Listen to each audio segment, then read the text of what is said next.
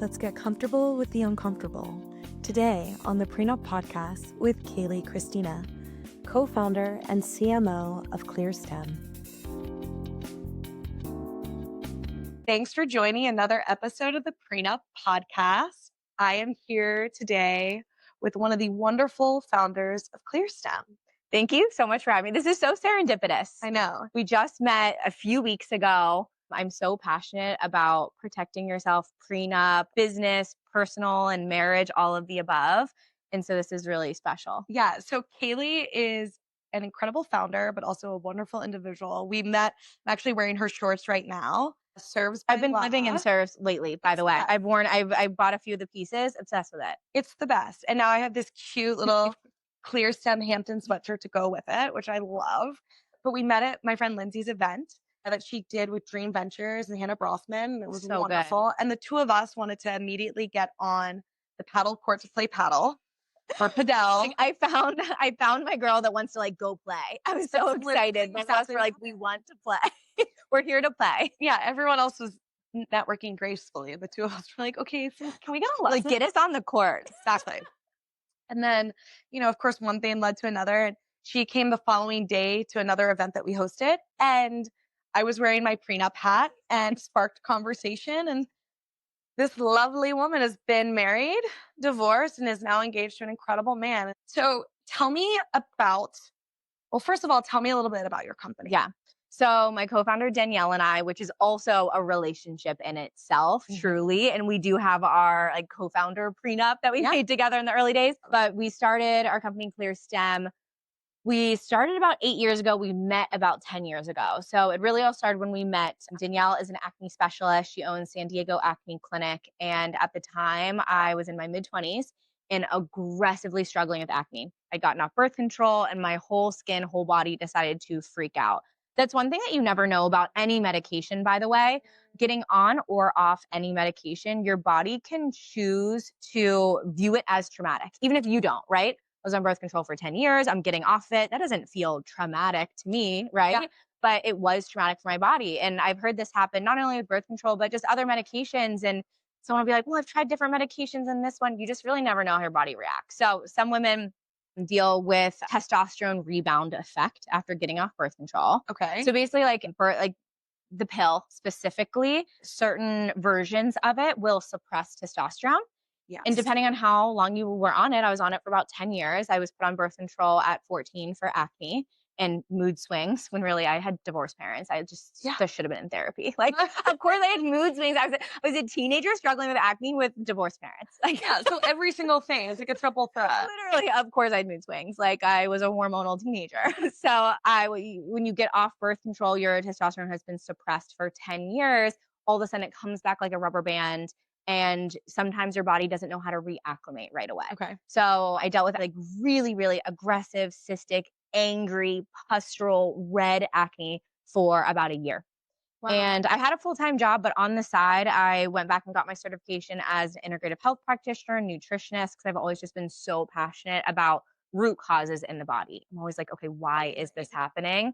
Everything in life. I'm like, why? I want to know the answers. Like, yeah, you're a Virgo, right? Yes. I have my second sign is a Virgo. So I have so many Virgo traits. I'm like, but I need to know the answer. Mm-hmm. And so basically I spent about a year trying to solve it myself over and over again. I was putting myself through so many dietary protocols. I didn't go to the doctor for quite some time because I had a feeling I was just going to get handed another prescription. And not that I was against that. I just wanted to know the answers. So finally, after a year trying to solve it myself, I tried everything from DIY skincare to clinical dermatologist approved to really, really harsh things to drugstore brands to $200 serums, like you name it. Nothing worked. None of the dietary protocols. So I finally went to doctor and dermatologist. Doctor was like, you have to go back on birth control. I'm like, I don't believe I have to. Why is I'm answer every time. I'm like, my body can re-regulate my hormones. I don't have to. And then the dermatologist was like, you have to go on Accutane. And then crazy, but my lymph nodes were actually so swollen because of my acne. No. Like I was just dealing with so much inflammation. So I went to the ENT. The ENT was like, he literally snaked a camera up my nose, it was so intense.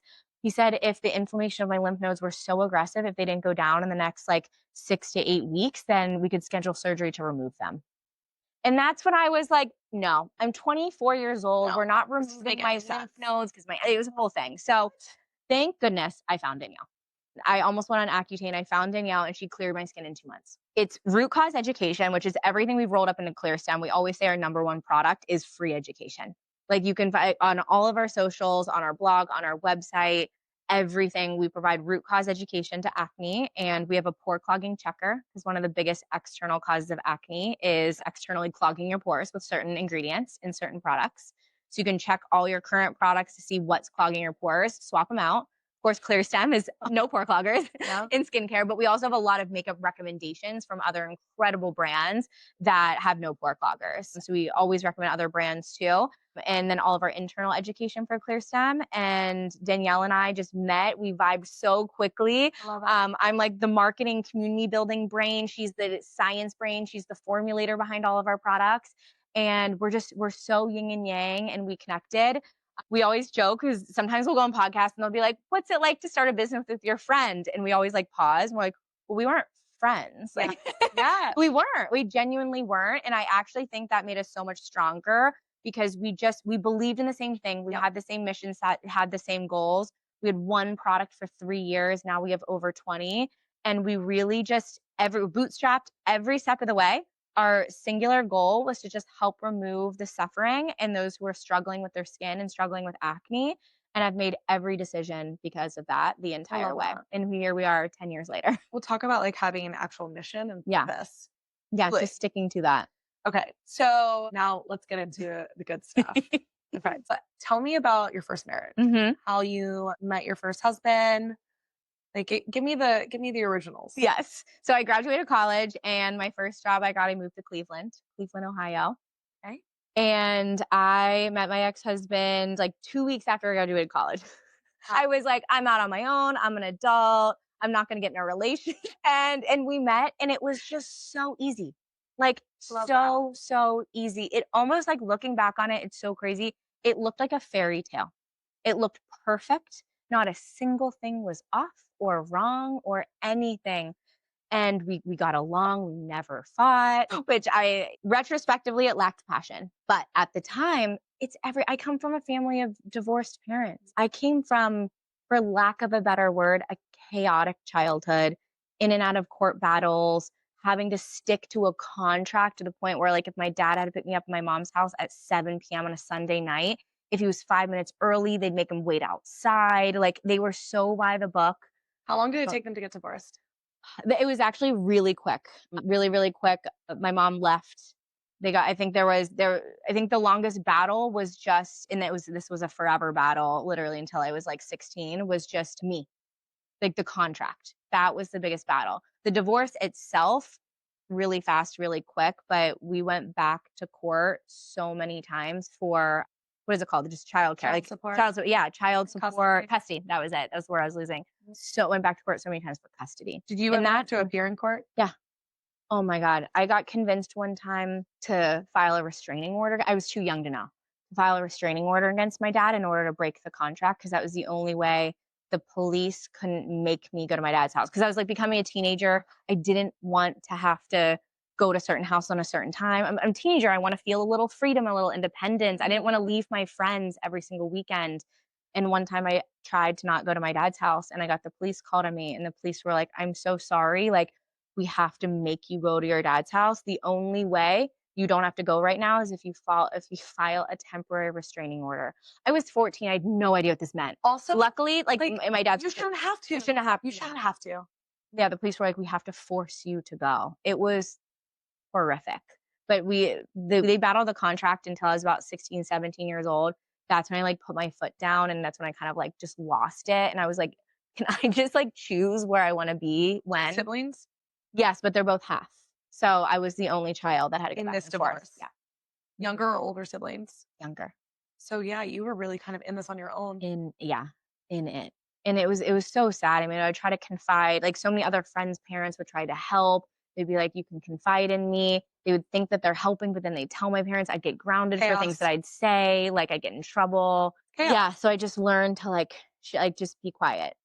Do you think that in all that chaos and madness, like, that some of your patterns or your maybe expectations of like what a future relationship and marriage I just were wanted defined? calmness. Absolutely. There was arguments and how like, with court battles, there's arguments, right? That's not a calm environment.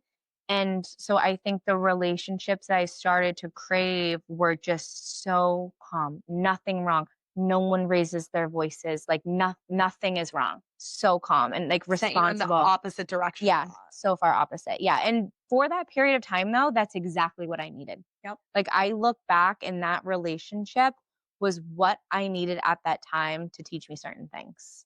But not the relationship I could grow and become like the biggest, boldest growth mindset woman that I started to become that started to feel locked in a jail cell like I wasn't allowed to become that. Someone recently said to me that, who you are at 25 is very different than who you are at It's 35. like Who you are crazy at 35 different. is different than who you are at 45. And Yeah. a lot of times it's like you grow together or you grow apart. Yeah. And so, okay, how old are you when you get married?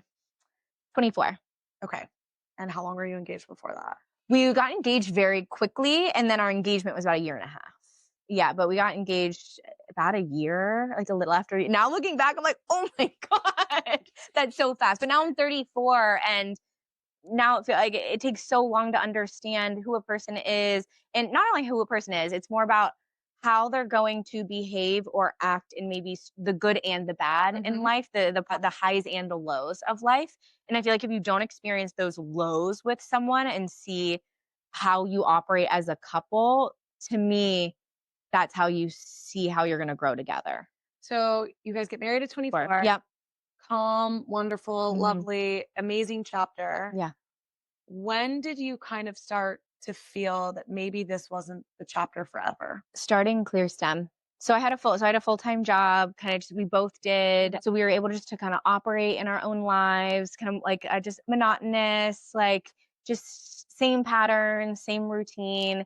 And then Danielle and I started Clearstem together. And it was really just a side project in the beginning. She was working in her clinic 7 days a week still, grinding. I had a full-time job and I was doing it on the side.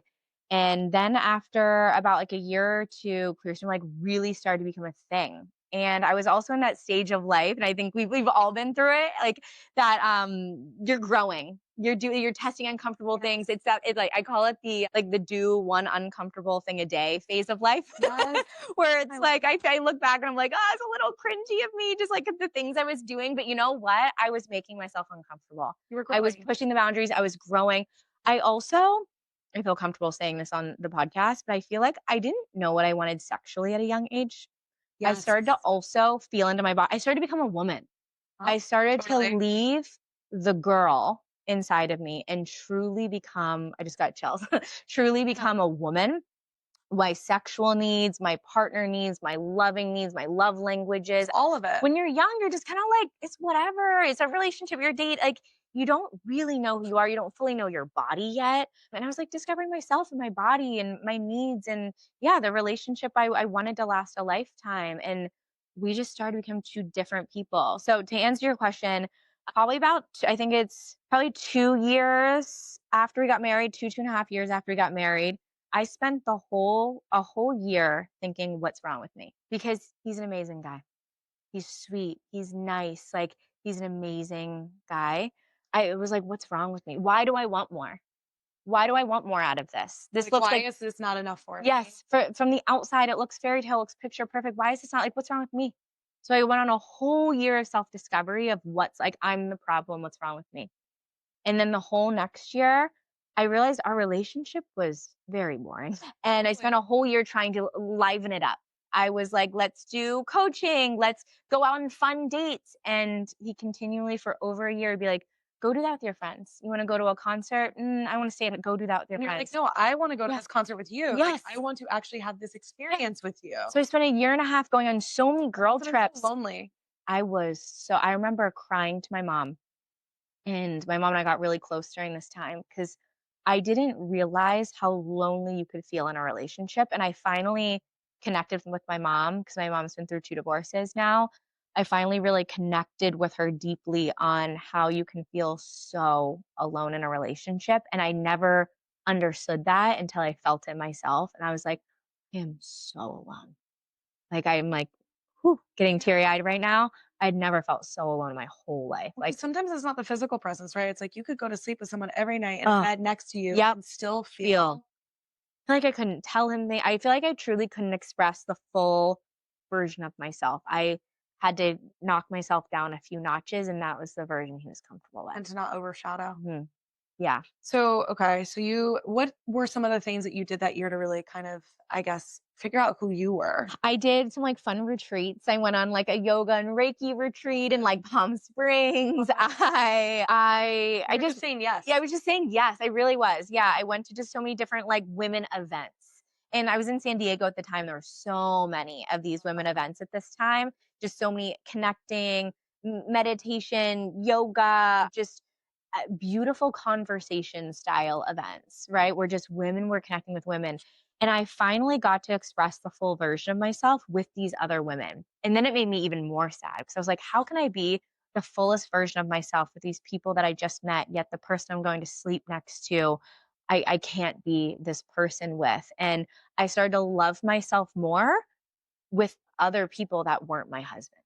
And home is supposed to be the safe space Yes. that like you can be exactly who you Yeah, are I when wanted you're a there. partner where I could be the full like we have amazing thoughts and I feel like we all have dark thoughts. And I wanted like a partner that I could be the highest of high, but I could also be the lowest of low. Totally. And that was okay. And someone that could just like be in it with me, which I have now. And I'm so like we both can just be like he's also a founder. So founders, we have high highs, lows, lows, and every emotion in between. I feel like being a founder is like the deepest reflection mirror, just like back to yourself over and over Yes. again.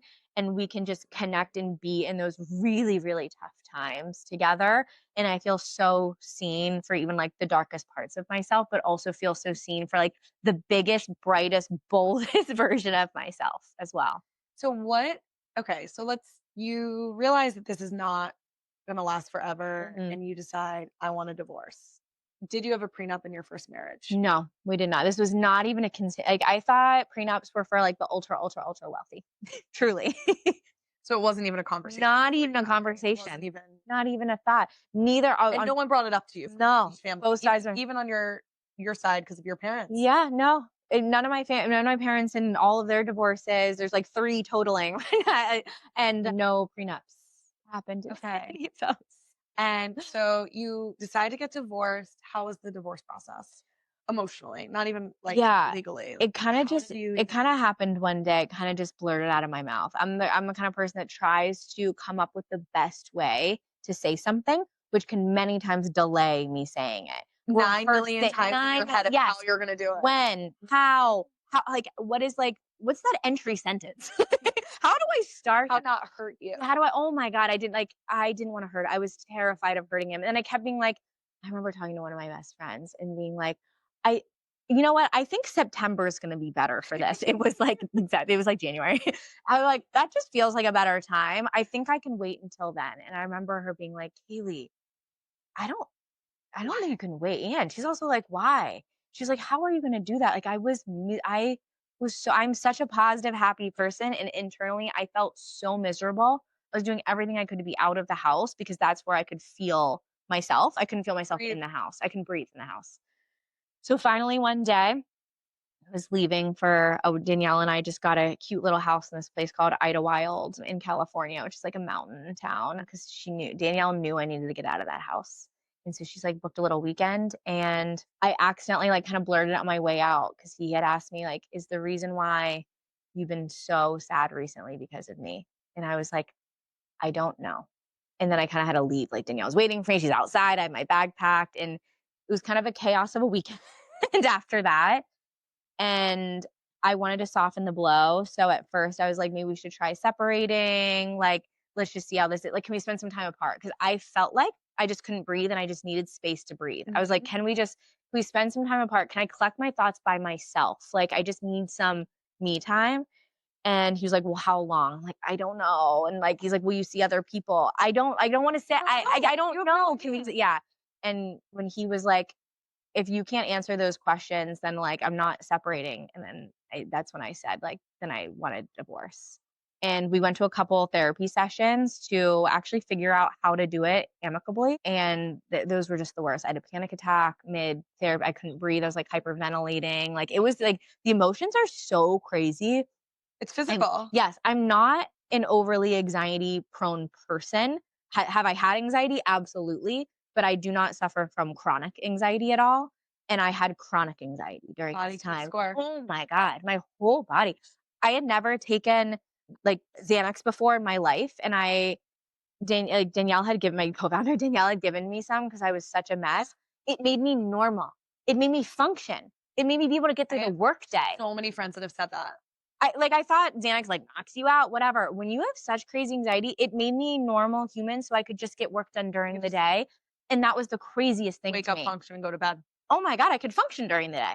But it was wild. So I did that for a few weeks because I couldn't get through the work day. Yes, we did a couple counseling sessions. He was like in the house for another like 2 weeks and then he moved home. And I was in the apartment like with our dog by myself. I gave him our dog because that was my like he asked for it and it was not a messy divorce. In a way you feel guilty for I leaving. felt So so you're like, here, take anything that we built, like here. And I will still cry. It's been years and years and years and I'll still cry. Like when my phone shows me pictures of our dog. Oh my God, I can't even talk about it right now. I'm like, whoop, holding back those tears because can't do it with that. It's the worst when they pop up. Can't go there.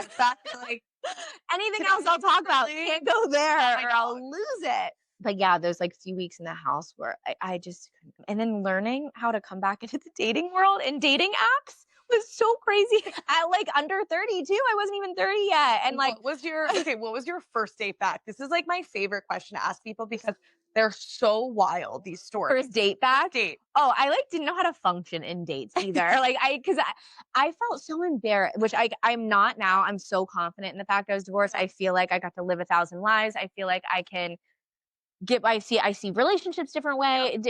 So I'm so confident now, but at the time I was so embarrassed. You got your MBA in marriage. Yeah. I felt too young to be divorced too. There was something in me that felt like even when I was dating people my own age, I felt like old because like they had never been divorced. I was divorced. I felt like a grandma. I don't know. I can't explain it. I felt like I was supposed to be like a parent. It felt so odd. I didn't know how to settle back into me being divorced. It was so weird. And what's crazy now is my fiance, like I ended up telling him on the first date, which I hadn't told anyone else on the first date. He asked me something that felt like I think he had asked me my longest relationship. And I didn't want to scoot around it. And I told him, it was the first time I'd ever told that on a first date. And he like loved it. His first question was like, what do you feel like you've learned from that? And I was like, oh my God. He was like, how do you view like love and relationships now from being married? I was like, oh my God. Truly, like, what I think that's another big thing is you went through it. And so there's probably so many things that you're like, wow, if I could have done it over now, for the next time around, like what are some of the things that you looked for that you didn't look for first time around? I looked through how, and again, this needed more length of time because you don't see this right away, but asked about like challenging things in life that they've been through because I've been through a lot of challenging things in life, especially with like my parents and childhood divorce. Yeah, that I couldn't connect with anyone. I didn't see a future with anyone who hadn't dealt with hard things in life yet. Because sometimes like if that hard thing hits you later in life, it's almost more traumatic. You almost don't know how to deal with it because you haven't developed those skill sets of how to deal with it from a young age. So I felt like I needed someone who had like been in it. Been in it where I'm not around for their first time going through something hard in life. Because I didn't want to be coaching someone on how to go through something hard in life. I needed them to like meet me there, but also know how to be there for me during any challenging things in life. I needed them to be able to empathize and relate. And so now you're engaged, which is like amazing and wonderful. And tell us a little bit about how you met your fiance. And we took it slow. So we met and we probably didn't go on our first date till like 5 months later. So we met at a founder dinner in real life. Yeah. And we just connected. He asked for my number. I think I like softened it. I was like, well, we should go for a coffee sometime and like connect as founders. Like, oh my God. And our first date ended up being like we went for drinks and then dinner. which I was also not used to because I thought like all dates were dinner. And like the LA thing, and I think New York does this too. It's like you go for drinks to test out if you actually want to go to dinner with this person. Totally. And I'm like, no, you take me to dinner. You're not testing things out with me. No, I'm a good date. So 30 minutes for coffee. Let's see if we're actually as attractive as we thought. No, I was like, no, I am a full dinner date. Like, and thank God, like he had made reservations and we immediately went to dinner. He's like, I didn't know. Like, what if we didn't like vibe and connect? Where like, was your first date? Sabi in LA. It's a Wabi sushi place. Sabi. Yeah. Yeah. Wabi in LA. It's a sushi spot. I joked. I told him that I felt like I was on a podcast on our first date. Because he was asking so many He was questions. fire. He wouldn't let me Founder to founder. halfway Such a vibe. through the dinner. I literally stopped it and I was like, okay, it's time for me to ask questions. I was like, am I in an interview? Yeah, I was like, I feel like I'm on a podcast right now. Stop. Yep. He wanted to like keep it on me the whole time. That was his like thing. Yep. My boy had to grow up a little bit, but he was good at asking the questions. I was like, no. We're stopping this. I'm now asking you the questions. We joke about that. We didn't go. So I was still living in San Diego at the time. I was just in LA for work. For anyone that doesn't know, it's about like a 2.5 hour drive. And I was going up like every other week. I would stay at my friend's house up there. And so we went on one date and then we didn't go on another date until like 2 or 3 months later because we just kept missing each other in LA. And then we'd go on a date like every other week. We'd go up every time I was in LA. And then a few months later, I moved up to LA. I was already planning on moving up to LA. He likes to say it's for him. It was not. I was already planning. I just moved it up by like 2 months. I was supposed to go in December and I moved in October. He's like, I did this. You're like, no. It's about you. Yeah. I was just like going up there even more. Totally like lying about when I'd be up there just so I could, like I'd still be in San Diego. I'd be like, I'm in LA right now. And then if I moved up and we saw each other before like making it official. Why do I feel like no one like it's not makes it official anymore? I was like, no, you need to ask me to be your girlfriend. Like no one does that anymore. Is this a thing? I wish my phone wasn't recording all this because I had a friend text me the other day and straight up say, so I'm just gonna say the name, guys, named Brian. Brian texted me and said, because I'm gonna bring my girlfriend to something, and my friends thought that was sweet. And my friend was like, wait, I'm your girlfriend? No, literally. He was like, well, yeah, we've been dating for 3 months. And she goes, but you never said anything. You never said that. You have to ask me. And did not stop. When dating apps like got popular. I don't know. Yeah, but it was so funny too because she was like, that's sweet, but also, huh? Yeah. Like, so we're exclusive? Like, where are we? What's happening? That's what happened with, he like said it in one instance. I was like, so we're a girlfriend? But we loosely dated for about a year. And I'm really glad we did that because we both needed it. So he definitely, and he'll be fine with me saying this, he was in full belief that he could not be building a company and be in a relationship at the same time. He thought he had to build it, sell it. He thought there was an order of operation. Mm-hmm. Build it, sell it, then he could start seriously dating. He did not know that how much a woman could actually add to your life and expand your life. Yes. And just be that emotional shoulder and that support system that you needed. And so I had to show him that, like the same way that like men have to like, and I hope this isn't triggering for anyone, but like prove their worth to us. Totally. We also have to prove to them. And I fully believe that like men a lot of times have not been supported emotionally. Maybe they had like a mom that showed them that, or maybe they did. It doesn't matter, but maybe they thought they didn't deserve it for themselves. Like whatever it is inside them, we also need to show that we can be supportive, caring, uplifting, understand the burden that men carry in this world. I completely agree with that. That's the silent burden that they really feel like they have to be the providers, insecurities, everything. And so I needed to show him that. And then I needed to see things from him too. Like there were certain things I needed. Had he been in a long-term relationship before meeting you? Not since he had started his business. It was a long time. What's his business? He owns Dream Pops. It's an ice cream brand. They make snackable ice cream. It's at like Whole Foods. I'm totally friends with your husband on LinkedIn. He is back in my hospitality days. Stop! Yeah. When I used to open restaurants. Wait, I think that we were going to have they're the little cubes and you pop them. Yes, that's his. We were going to try to do something with him when I opened this restaurant. He did so many collabs back in the day. That makes sense. Like, yes. Pop-ups. Yep. Oh my God. Pop-ups in the day. Wait, your fiance's wonderful. Thank you. He's the best. I mean, And not most that I like didn't assume he was wonderful, but this makes me wait, that's so amazing. Yeah, he did so many collabs in his beginning days. So So many. okay, He so grinded. So he did not have a girlfriend his entire time of filming. wow. Yeah. Okay. So it had been like 6-7 years since he'd been in a relationship.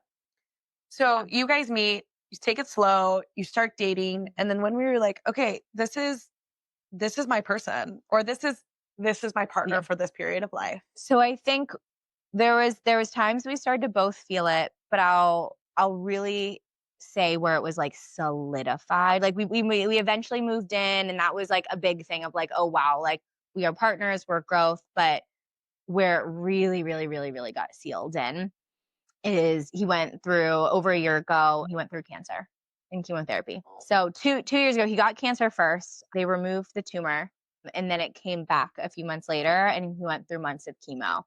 And that would like, I feel like we knew before, but this was a whole new level of confidence, of being like, oh no, we can get through anything in life. Because being the caretaker, navigating our partner going through, navigating family, navigating someone not being able to get up off the couch, trying to get them to eat, just the emotional roller coaster that is going through chemotherapy. That's when it was like, oh wow, okay, we can really get through anything in life. I mean, I know you said earlier that you wanted people to have gone through hard things before you get married, but like that I went on the extreme on that one. wow. So Yeah. you guys have already, I mean, that in itself to come through on the other side, like Yeah.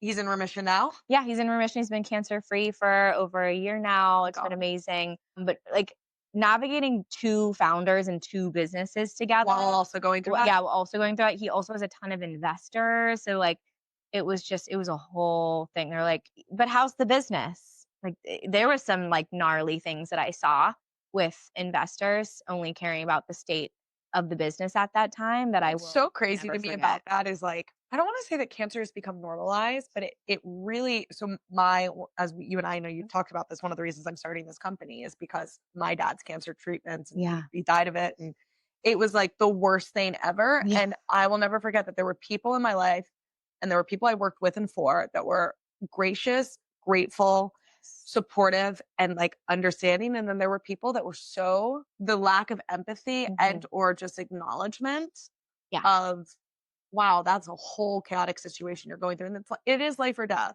It is. As much as people want to say, oh, it happens all the time. No, it's life or death. Yeah. And then sometimes it doesn't go the way you want it to, Yeah. right? And so like, I hope he never has those investors as investors, whatever he does in his future. Yep. Yes. He's like, I will never forget. Truly. Okay. So you get through all this. And then when did you guys get engaged? Last September. And it's so funny because we've still never publicly like come out. I think it's such a thing. Like you post on social, Yeah. like whatever. It's 2025. We all do it. You're like 2 kids and people are saying they got married. No, actually, so it first started out of like, let's just because we were in Europe, we were at a wedding in Europe and we took a trip after, so it happened over in Europe. And at first we were like, oh, let's save it for like when we get home. Like, let's finish out our Europe trip. Let's just this. So we just like we called close friends and family that knew. And then it turned in, we both had a work trip in New York right after. So we came to New York before going to LA. And let's just share as we see people. And it's been so cool and so special because then you actually get to enjoy the moment instead of like one day or 1 week of the instant gratification, which guys, there's no shade. Post all the pics that you want. This is no shade. I just find this like super interesting that like this is how it rolls. Because the first time I got engaged, guys, I blasted that. Of course I did. I was like, and I was also like 24. So I was like, oh my God. So this was just, it was just cool to do something different. And because both of our lives are very like more, they're more public. This was like, it felt like such a cute, like secret. Intimate. Like it's so intimate, keep it, share it with people in person. And we still haven't shared it. Maybe I think for our year anniversary of getting engaged, we might post the pics. Or just get a prenup. The pics are fun. As our celebration. Yeah, they'd be like, hey babe, the pics are fun. Yeah. It's my present to you for 1 year of being engaged. So yeah.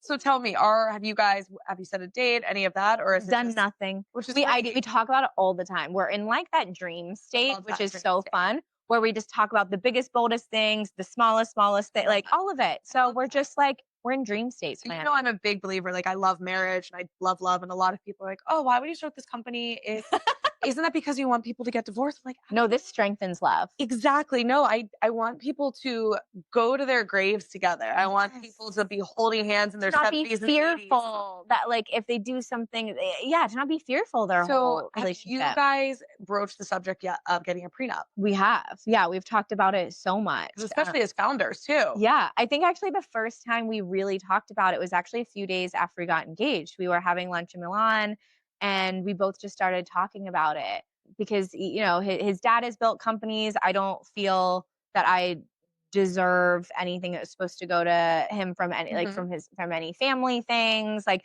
just we were just openly talking about it and we both feel very strongly on that's how you create peace in our relationship. And yeah, I think that's how you create peace. And then he understood because of all, you've already. Yeah, clears. Yeah, I was like, you know, with his company, with my company, I'm like, each should be our own. There shouldn't be, if anything were to ever happen, and like, you just never know in life. There's so many crazy scenarios. Like, I shouldn't have any of his company. He shouldn't have any of my company. Like that, we each built that Do you ourselves. ever have any investors or advisors ask you, like post We don't have any engagement? investors actually, Oh bootstrapped. So, yeah. Yeah, so so we don't have any of your financial advisor yeah, for others. yeah. So I'm sure, no, I do have a financial advisor because I finally like learned how to like invest my money, which has been so great. I did it way later in I'm a life. I big think. everyone should have a financial advisor. Yes, I also thought that was also for the ultra, ultra, ultra Mhm. wealthy. I No, was it's like, not. oh no, like you can be taking these pieces, they can be in the market. Like Totally. I feel so empowered knowing that too. And no, my financial advisors brought it up. His Education. have too. So Good. I love they're that. always like, so we were like, we actually just had a conversation with like a meeting with our accountant the other day. They're like so careful and touchy about it because I'm sure people have like crazy reactions. They're like, so have you guys like discussed a prenup? I'm like, guys, it's not a swear word. He'll whisper like it's a swear word. We're like, you can say prenup, like Yeah. it's fine. We can all It's not confidently, Kanye West word. Like, we can come on. confidently talk about this. Yeah. Yeah, Okay, so you guys approached it and you're both open to it. yeah. Have you I mean, I would assume that you've also probably seen other friends going through divorces now at a certain age because we're getting to that part. You may have gone through it a little bit earlier than some of Yeah. my other friends. But Yeah, I had a really close girlfriend who was actually my safe haven during our divorce because I eventually had to get out of that apartment. I couldn't afford an apartment on my own. She let me live with her, and she had gone through a divorce the year before, and they had been together since childhood. And that was being with her through that, and then me experiencing it a little over a year later, maybe like a year and a half or so later. She was my she was my rock. But that was like my first real experience yeah. to it. It's actually crazy. I still haven't had like any actually no, just kidding. Also one of my other best friends, but we got super, super close right after like they did a separation and then they got a divorce Mhm. and then we got really, really close. So we weren't super tight during the whole Yeah. process, but her refinding herself process is when we got really close. And that was really special because we were both kind of married for around the same time, both got married younger, like we had that connection and both got divorced for the same reasons. Really. Like nothing bad had happened. No one cheated. That's No one, nice. yeah. A lot of people, I'm like, I really want to have these conversations, which is, it doesn't have to be one thing that blows it up. Yes. Like, it could just be like, hey, I am pretty miserable in this situation, and Yeah. we're not the same people that we were when we got married. And no one needs to hurt each other to get out of something. Yes, exactly. Like, Exactly. So we really connected on that where it's like it wasn't one thing. Nothing blew up. It just wasn't the person we wanted to spend our rest of our lives with. It wasn't the person we wanted to have kids with. It's not the person like it just wasn't it. yeah, It's wasn't it. I'm also, it's like, I think it's really courageous that you were able to say, hey, this isn't it. Yeah. That was Instead of so going and tough. having kids with someone and then getting a divorce, I right? Of like push. yeah. So many people I've talked to have been like, oh, I thought once we had kids, it would feel different or feel better or whatever it might be. And then That it's just like terrifies me. worse. Yeah. Like because having kids, I mean, I don't have kids yet, but just from talking to my friends, just from experiencing different things, it's like the deepest reflection of yourself. Like kids are an exact mirror of you. They hit your Yes. biggest triggers. Like they can trigger the worst versions of you if you don't know how to hold that, to take that, to parent back, and then you're navigating that with your partner, and then they're going through it. You got to be solid. The communication's got to be on point. Are there any questions that you, besides finances? Because Yeah. we could get, that's a whole nother 2-hour conversation just about the finances of prenups. David and I know every single part of each of our finances, and that like from any debt to like anything. And it feels so good and so confident to know just what we're both building and doing and How navigating do you together. communicate that? Do you have an app, or do you work with an advisor, or do you just like do We just- monthly we back and just forth? talk about it. I mean, he's helped me a lot financially, and just I didn't come from a family that talked about finances, and so I really struggled for the longest time. It was my biggest weakness. It was my biggest weakness in business too. Which typically your biggest weakness in life directly reflects in Yes. business. Yes. Was talking about and being comfortable with finances. I used to be the type of person that I wouldn't want to look at my bank account. Out of Really? sight, out of mind. I couldn't open my banking app. I'd be terrified. Anxiety. So much anxiety because I dealt with a lot of anxiety around financials growing up. So much anxiety. So I did not know how to do it. And David has really challenged me to become more informed about my finances, where everything's going. He made me, he didn't make me, but he did download the code. He's like, let's do it together. I think that's great. Download the Copilot app so I could see Yes. so I could categorize things. And I was like, I don't want to look. I don't know I don't want to know what I'm spending on this. He's like, it's empowering. So he's got me so comfortable. I don't want to know. I don't want to know. Yeah. So he's got me so comfortable with that. And so with helping me be more comfortable, in order to do that, he showed more vulnerability, was showing me, no, this is how I do things. This is where my things are, showing me everything. And he did tell me, he was like, this is so uncomfortable for me to like share finances because I've never done this in a relationship before. And so this is a really vulnerable part of me. And we both were just vulnerable together in our own ways of mentally dealing finances. But that's also like, especially as founders, right? It's you deal with running your business every single day from a financial Yes. right? But Yeah. the moment it comes to having that intimate conversation with someone, it's kind of like a prenup, right? Where it's still a contract. Yeah. You would never not read all the details of a contract with a business partner. So why wouldn't you do it with your spouse? Exactly. Especially it's the most important relationship. It's tying you together for life. The government is seeing you as an entity. And if you want to separate that, the government gets involved. Like, it's crazy. When you first got married, your first marriage, did you read your like what was on your marriage license? Or No. details? No, I was like, I'm getting married. Yay. Yeah. Just a photo. You did it. No idea. You did it. Absolutely no idea about certain laws in certain states. Like, And because you guys are going to get married in California. yeah. I'm so sure we'll then no matter where we as get long married, as we'll probably get our businesses- license there. Yeah. So it's so interesting because all the states have different laws. Like that's like And California has some crazy ones. There's like the whole thing too. Like if you've been, this could be like wrong now, but I don't. Like, if you're living together for like 8 years, you're viewed as a partnership. Like it's wild. Yeah. So many of these pieces of the puzzle. Okay, so pro prenup, pro financial planning together, Yeah. pro financial transparency. We do have some joint things together now. Like we actually have a joint Robinhood together Great. where we joint invest together. We're doing that.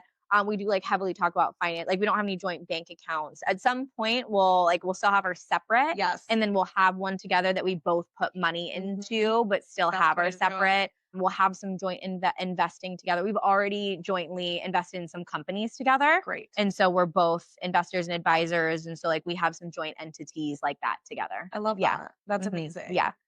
So what are some non-financial questions that you feel are really important to ask a partner before you get married to them? I feel like, again, I really feel like the most important thing is how they navigate and deal with stress, how open they are to therapy, different coaches in life. I'm a big proponent of therapy, but I also think there's things like executive coaching, right? I think having a therapist and an executive coach, because they have the inner workings of business. Like Danielle and I have like a co-founder therapist / executive coach together. That's great. And after like we've had him for almost 6 years now. And he's been so instrumental for our growth, but also that pours into relationships. Yeah. So are they willing to invest in their mental health in a lot of different areas that they maybe like need more support on? I think it's really important. Religious beliefs. David's Jewish. I'm not. Is conversion important to him? Is it not? How are the kids going to be raised? Is religion or spirituality a part of that at all? Are they growing up in the church, the temple, both? Like what kind of schooling, public school, private school, a religious private school? Like what is that expectation? Because those things cost money too. Yes. But like if I'm like, oh, our kids are going to public school and he's like, oh, our kids are going to private school, that is two different financial plannings. That's so important, and Very money different needs to be put away for expectations. that. Are we paying for our kids' college? Are we expecting them to take out loans? Like, how do we want to raise our kids? Will they have? Are we giving them money? Are they having? Are they going to have chores? Our kids are having chores. Now that was made very known that our kids will have chores. They will have things around the house where they can make money. They will have summer jobs. They will. Yeah. Where do we want to live? Do we ever eventually want to be in the suburbs? We always want to stay in the city. And also like just the open mind to, do you feel definitive on this, or are you willing to just like Be see how flexible. life goes? And like that's how we both are. We're like, well, right now, like we're in Venice right now, and that not that that's city vibes, but it's certainly not suburbs. It's in the action. It's in the action. We're walking distance from coffee shops. You don't have to get in a car to like go to restaurants and coffee shops. And right now, it's so important to us. We don't think we ever want to be in the suburbs, but we're open. We're like, well, if we have two kids and we start to prioritize other things, are we both open to maybe us changing our minds or not? That is such an important question. I have so many friends that kind of got dragged Yes, to the drag suburbs and said, I knew it was going to happen, but just the eyes tell you everything. yeah, But some people are dragged earlier. No, where like now's a good time to buy a house. We should be buying it in the suburbs to prepare, but then you're locked in the suburbs yes. without kids. Is that the life that you want? What kind of life do you envision with kids? Are you gonna adjust for their schedules? Are they gonna jump into yours? Are you gonna travel with them? Like just all of that. And with my ex, we had never had those conversations. Essentially, like these conversations are important if you're in a very intimate, deep, serious relationship at a very young age where you do want to get married younger. Like, I know these don't feel important now, but I promise you they will be. Is there anything, so both your parents been remarried or just one? Yes, both remarried. And then my mom got divorced after like a 20-year marriage, like 10 years ago now. Okay, so build this business, getting married again, enjoying life. Yes. What are some of the other things for like your future that you really want to focus on, beyond just Clearstem? Yeah, I am. I'm excited for that parent chapter when the time is right to be a mom. Like, I'm very excited. That time does not feel right now for me. I know people are like, it never feels right. No, no, no. Like, I know that. I know that. And like, this is just Yes, like and heads down. Like, there's a few more big things I really do want to happen. Like, Yep. I'm a very recent traveler, like a world traveler. I only went to Europe. I mean, I'm 34 and I only went to Europe for the very first time like 3 years ago. girl, you got work. Yeah. I'm like, Yeah. So a very recent world traveler, and I would love to check Japan and like the big ones, Japan, Australia off before kids. Like I can't wait to see him as a dad. And I also selfishly like really just still want just him. Right now I do not want to share him quite yet. And we both I joke get about that. this, we both talk about it, but I am excited for that chapter. And I want our kids to still see it. I want our kids to see us building businesses too. So it's not just about like, oh, I have to get to this stage. I think it's so cool for kids to see. And I want them to see that phase in life and be a part of it and see their mom and their dad like doing really cool things. So I'm excited for that chapter. I know you've already done some investments together. You're growing both of your own businesses. Either of your parents still work or what's their So all my parents are teachers, all of them. That's amazing. Yeah. So my mom just retired, and actually my dad did too, but my dad will like never really retire. My dad's a math professor, and so he like technically retired from the university, but he helps write and edit math textbooks, like calculus and statistics. I love this. And so he is like, and he like grades the AP exams every single year. And that's where I get my work ethic from. Even though my dad was a teacher, he was always working. Like, I swear my dad would never sleep, even when I'd wake up at like 6 a.m., like when you're like little and you wake up really young. I wake up really early. I would like go downstairs. My dad would be grading papers. He'd be working on something. He's like a forever, like needs to be mentally stimulated. And so he will forever be working. And my stepmom, she was a teacher for a long time. She worked at the school for the deaf because she's a sign language teacher and interpreter. Yeah. So bunch of teachers. Well, I mean, you're teaching all of us our skincare and I realized I used to be like, there's done. There's so much. Like, watch me do a presentation, like as if I'm a teacher in front of a room. I love it. Okay. So I've been ending every one of these pods with a card pick. This is one of my friends who's an artist. Oh my gosh. And it's just been like a fun way to, kind of close out our time together. I love this. And this is actually, so Kayleigh and I met, of course, in the Hamptons at an event this summer. And I met this whole group of women. Shout out to Val Citizens group in the Hamptons. I met this artist through her. And so it's honestly, it's like women meeting women, meeting women, meeting women. That's why I love going. Community. That's why I love going to events. I love meeting amazing, cool women, just like doing cool things in life. The community that's built, especially out here, but just like beyond the female founder world is. I've been so inspired. It's been honestly, it's what's kept me going. Even when I'm like, what am I doing? I feel like what? Am I crazy? You get into the same routines, and I love all my people and all my community in LA. But it's been so fun this summer meeting so many fun New York women, yourself included, that are just like cool people doing amazing things. Okay. Okay. Which card did you get? B. B. Okay, let's read this. Oof. I love that it's like inspiring tarot cards. They like, are. It's like I think I need to get this. Artistic tarot. They're gorgeous. Her artwork is so. I'm gonna need to get this because I love bringing like question card games around with me to like whip out at a table because I love tabletop conversations. And so I feel like this is another one I can add to my little Rolodex. I'm gonna send you a set. Thank you. Okay. B. That's right. Just as you are. This card calls you to cultivate equanimity. What is your calm center is sufficient. The middle way is the path to peace, and in the quiet you are found. When distraction itches or restlessness robs your attention, you must practice staying still rather than chasing instant gratification. Turn off your phone, close your eyes, and know that you're complete. The central tenet of inner peace and maturity is the ability to simply be by oneself. I love this. This is definitely something that honestly I discovered, like refinding myself after the divorce. I learned I had never known how to do this. I'd never known how to be by myself, how to turn inward, how to shut out everything. And now it's a part of me. I'm like, I need this time. I crave this time to shut off everything and just like be in my own body, in my own thoughts, like cut out all the distractions. Who am I just being, not attached to Clearstem, not attached to a relationship? And I think this is one of the greatest gifts in life to get to this one. And I think it's an ever evolving part of life, right? Really? But to be able to tune in to this, I think is one of the greatest gifts. I'm so happy we did this. Me too. Thanks for having me out here for this day of activity. This is so fun. We got the serves, we got to get the pants. Wait, look. The whole thing. Clearstem. I can't wait to wear my serves in my sweatshirt now. This is the best. Thank you.